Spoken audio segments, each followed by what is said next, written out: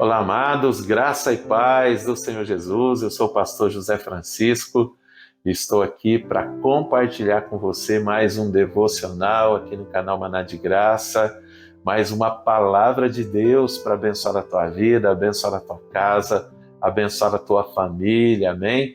Eu desejo do fundo do meu coração que essa palavra venha trazendo as respostas que você está esperando, trazendo refrigério, paz para o teu coração, no nome do Senhor Jesus. Amém? E o tema da mensagem nessa semana é: com Jesus você não tem uma nova dívida. Já já você vai entender melhor o porquê desse tema. Para a gente falar a respeito disso, eu quero ler junto com você, aqui na Palavra de Deus, num texto da carta de Paulo aos Colossenses. Se você tem uma Bíblia, pode me acompanhar nessa leitura, vai ser bênção de Deus para nossas vidas, amém? E no capítulo 2 de Colossenses, a partir do verso 13, diz assim: E quando vós estáveis mortos nos pecados e na incircuncisão da vossa carne, vos vivificou juntamente com ele, perdoando-vos todas as ofensas, havendo riscado a cédula que era contra nós nas suas ordenanças, a qual de alguma maneira nos era contrária, e a tirou do meio de nós, cravando-a na cruz, e despojando os principados e potestades, os expôs publicamente, e deles triunfou em si mesmo.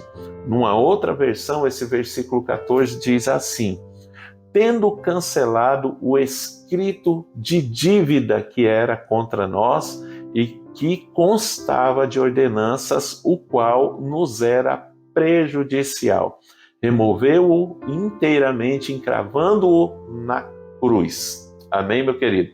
Então Jesus, com o seu sacrifício na cruz, ele pagou uma dívida impossível de ser paga por nós. Querido, o porquê desse tema?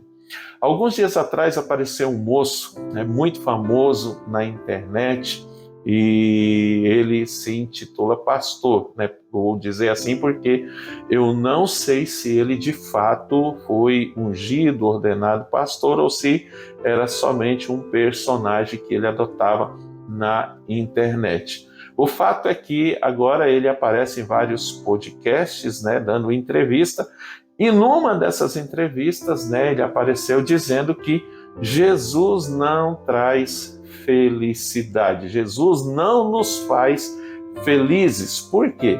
Ele alega que Jesus não fala, Jesus não faz nada, e ainda quando acontece uma coisa boa, a gente tem que dar os créditos para ele. E quando acontece alguma coisa ruim, ainda assim, a gente precisa se mostrar gratos a Jesus, porque ele está nos dando uma oportunidade de sermos ainda melhor, E ele diz assim: para começar, a gente já nasce devendo, Quando a gente aceita Jesus, Jesus foi lá, pagou a nossa dívida com esse sacrifício, E nós acabamos de ler aqui, e aí a gente é obrigado a ficar devendo para ele. Agora eu tenho que pagar o Senhor Jesus. Querido, deixa eu te explicar. Jesus pagou a nossa dívida? Sim, pagou. Nós nos tornamos devedores a ele? Sim, quem tem bom senso se considera um devedor a Jesus por ele ter pago essa dívida. Porém, amados, Jesus ele não te obriga a nada. Jesus ele não te obriga a pagar essa dívida para ele.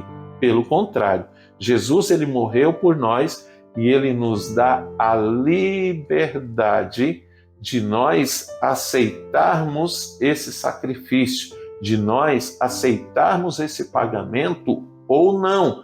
Porém, nós precisamos ter a consciência de que quem vai arcar com as consequências das decisões não é ele, somos nós. O que ele tinha que fazer, ele já fez. Ele pagou realmente a nossa dívida, mas nós temos a liberdade de aceitá-lo como Senhor e Salvador ou não.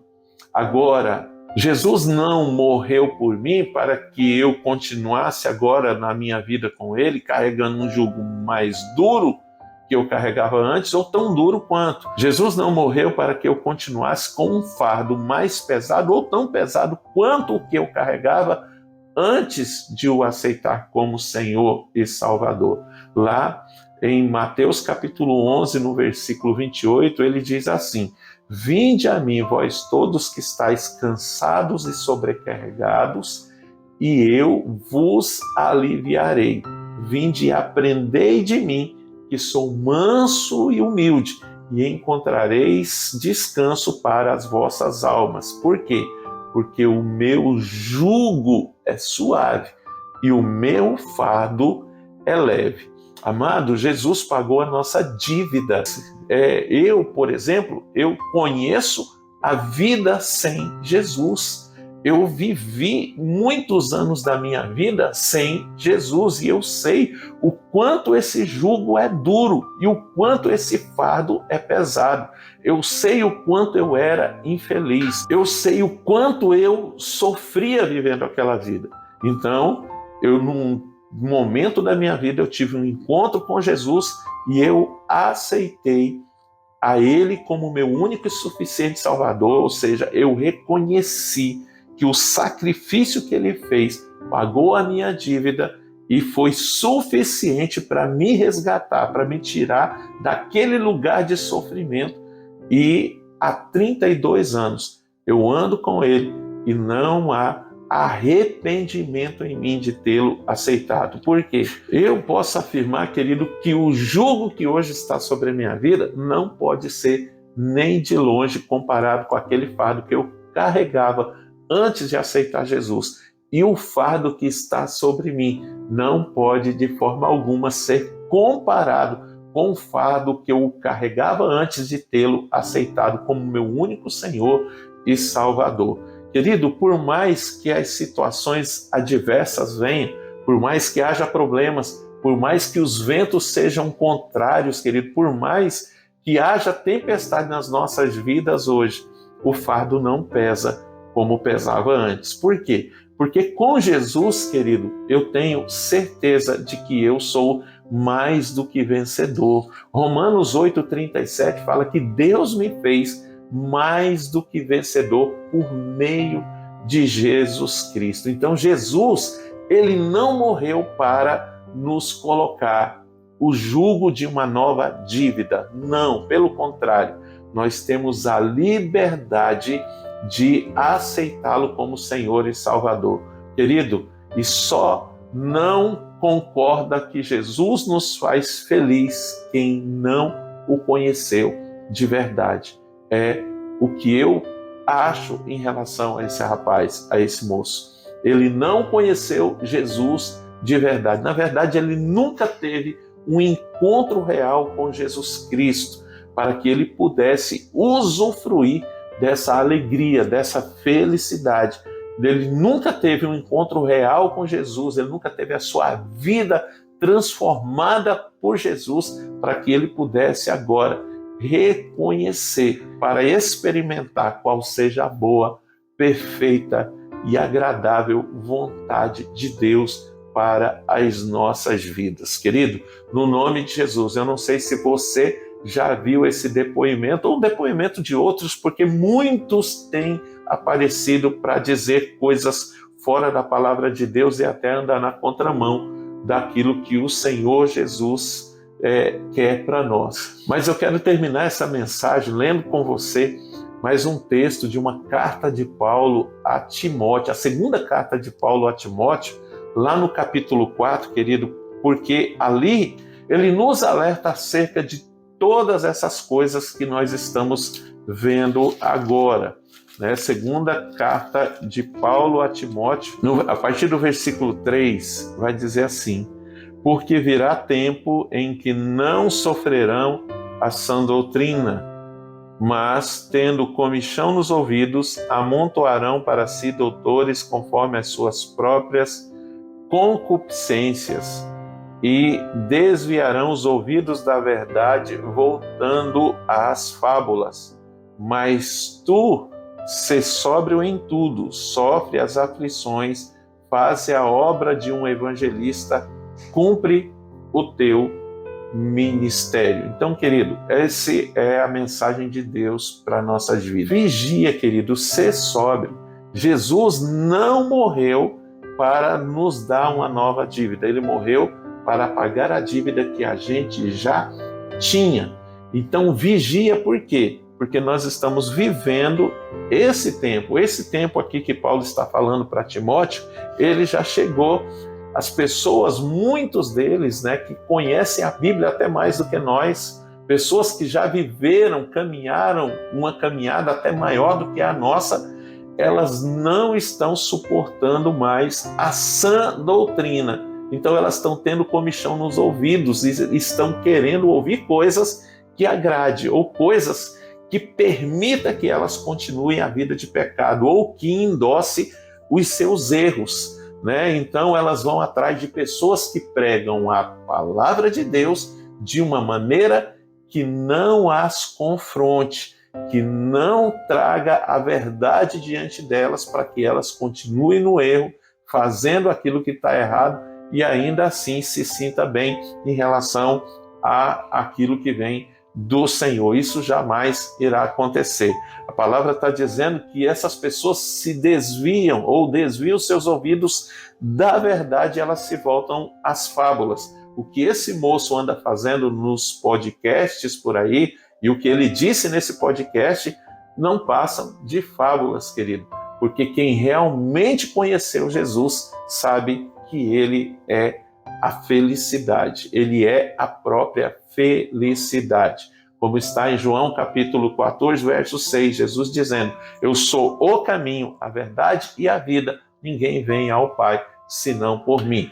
E se você o receber como teu único Senhor e Salvador, reconhecendo que o sacrifício dele foi suficiente para salvar você, para pagar uma dívida que você jamais seria capaz de pagar, querido, você não está adquirindo uma outra dívida. Você está nascendo da morte para a vida.